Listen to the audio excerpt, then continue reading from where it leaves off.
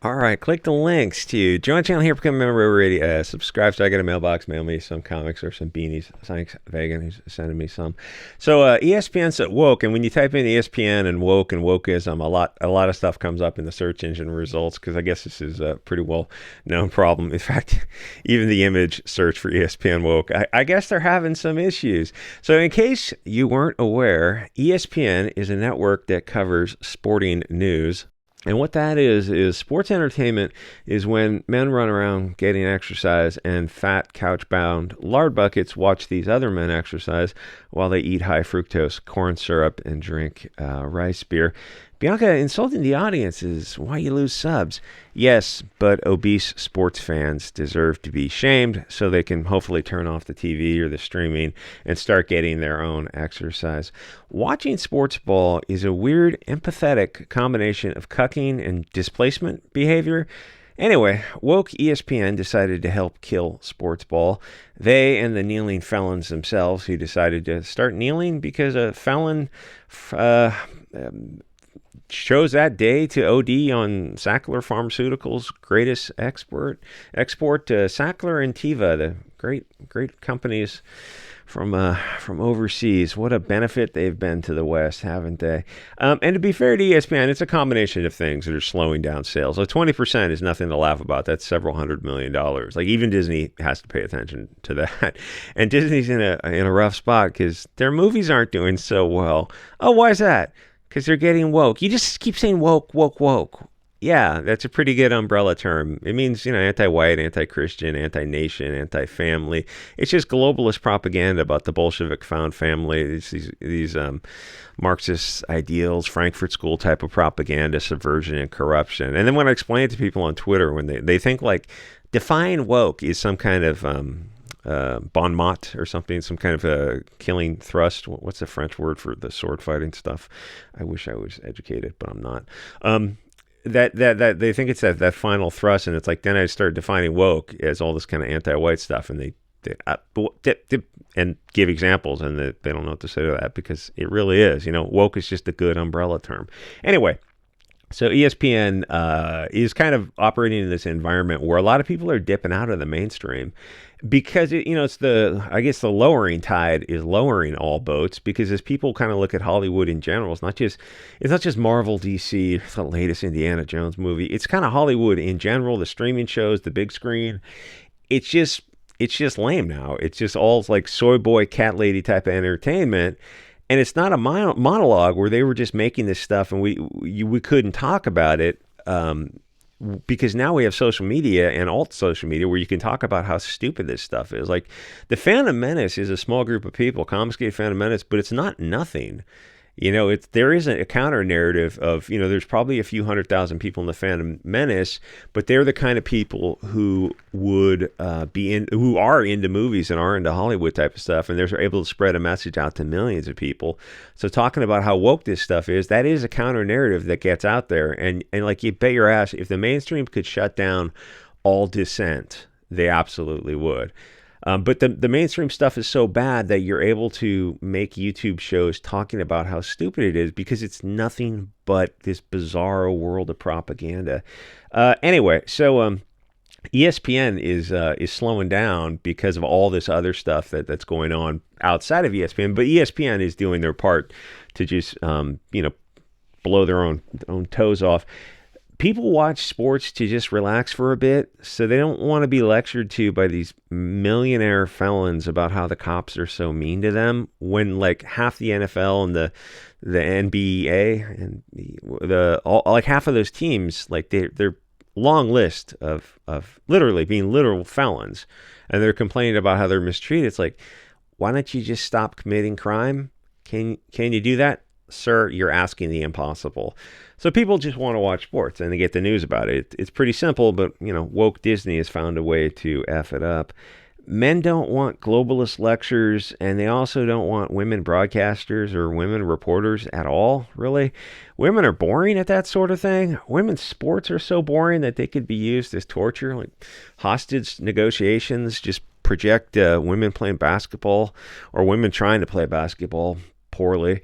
I mean, if it wasn't subsidized, it wouldn't exist. That's how bad most women's sports are. Like maybe volleyball, where they're wearing short shorts and they're good-looking chicks, or like gymnastics or something. Maybe you would get some people watching just to see that. But even that, I kind of doubt. Most women's sports are like at the male high school level. It's like no knock against them. Oh, thank God for the BLT movement. We're now women's sports are getting inclusive, so everyone can compete.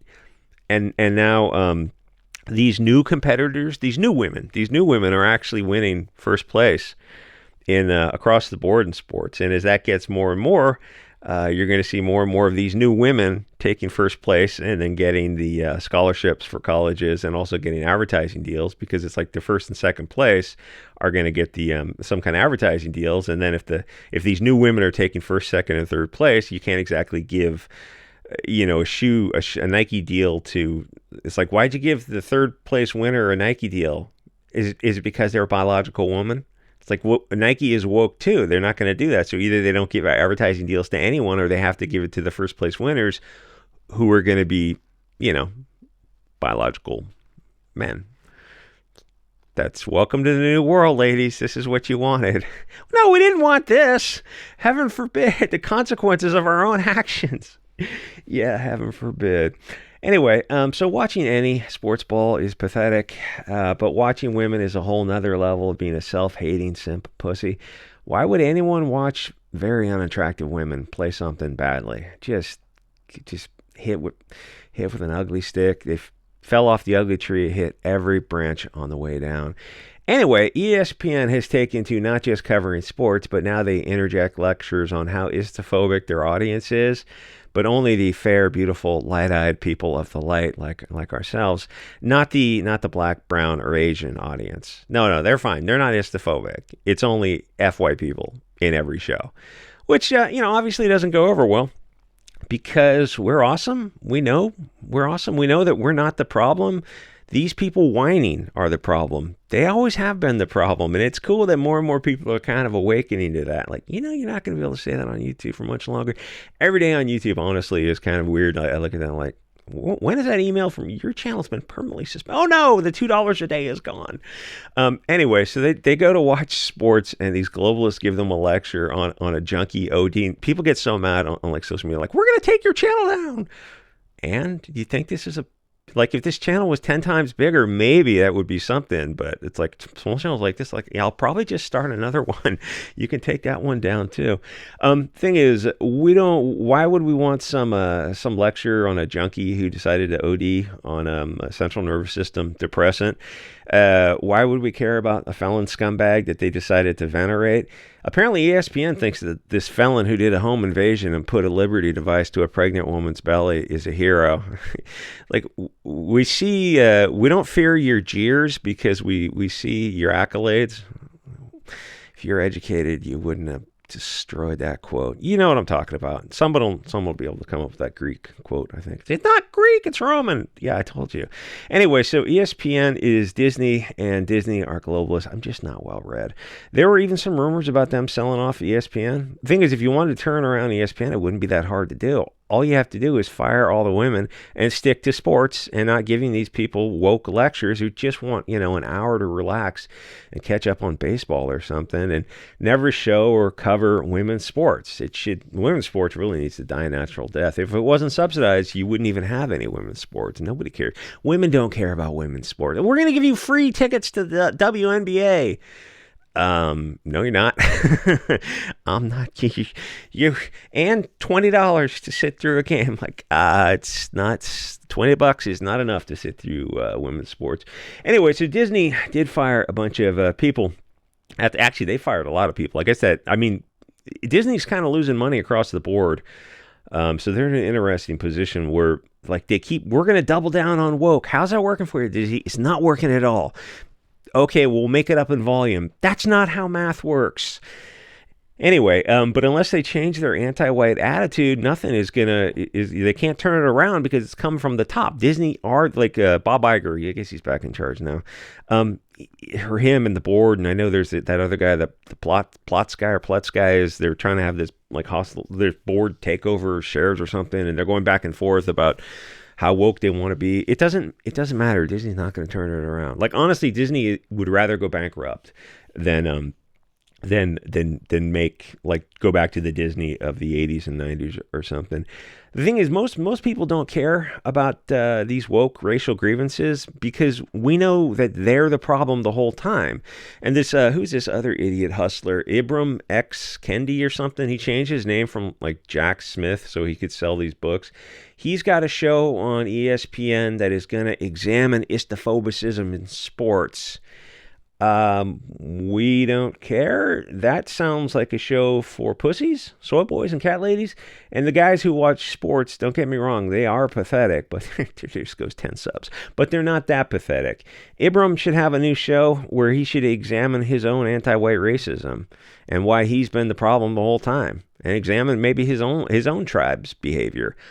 Oh, are you kidding? We're not going to do that. You're out of your friggin' mind. Or why he's able to make millions as a globalist puppet of Disney and these publishing companies. He puts out these coffee table books. I don't know how they make money. I don't know if they make money or if it's if there's something else going on with these kind of coffee table books they sell for like, $25 to $30, these hardcover books that are obviously ghost written. And I say that because you can go to Ta-Nehisi Coates or Ibram's social media and you read the nomenclature, lexicon, and syntax, and you go, okay, that's organic. That's how he writes. And then you read these books, which I actually do pick up in the neighborhood kiosk to see what they're written. And you're like, the writing is different here. Something's different here. It almost feels like these guys didn't actually put this together, because these guys are to the left of the bell curve, and you see that on their social media posts. Like, bright people, they come across as bright on social media posts, even in 240 characters. They're coming across as sharp. And the dimmer bulbs come across as what they are. And then when they put these books together, you're like, you didn't put this book together, did you? Or some of it you can tell, like some of it is their writing, some of it is their organic idea, but it feels like somebody kind of polished it up a little bit there. I only say that because when you find errors in logic in their social media posts, that is an in-depth look. And I'm not talking about grammar. I'm talking about structural, logical faults, where the issue rule analysis, the analysis doesn't lead to the conclusion, those kind of faults. And when you see those, that's a view into how their mind works. And then when you read the books and you see these things are cleaned up, you're like, you didn't write that. Someone else edited that for you. I think they call those ghostwriters. Anyway, like, comment, subscribe, join the Subscribe Star. My mailbox going to mail me some comic books. You don't need to mail me any of these guys' coffee table books, because my neighborhood kiosk actually is full of this kind of crap. I guess you can use them for kindling or something. Anyway, like, comment. I actually did have a talk myself. Like, should I take these woke books off the neighborhood kiosk and just like Kindle them? And I thought, no, because if I leave them in circulation, that means people won't buy fresh copies. They'll just keep circulating these used copies. So I guess it's actually better that people read this stuff and see how stupid it is. Like, oh, these fair-skinned, light-eyed people are the problem the whole time. You look around and like, no, I think people are awakening to the idea that they're really not. Anyway, like, comment, subscribe, and I will see you guys all next episode.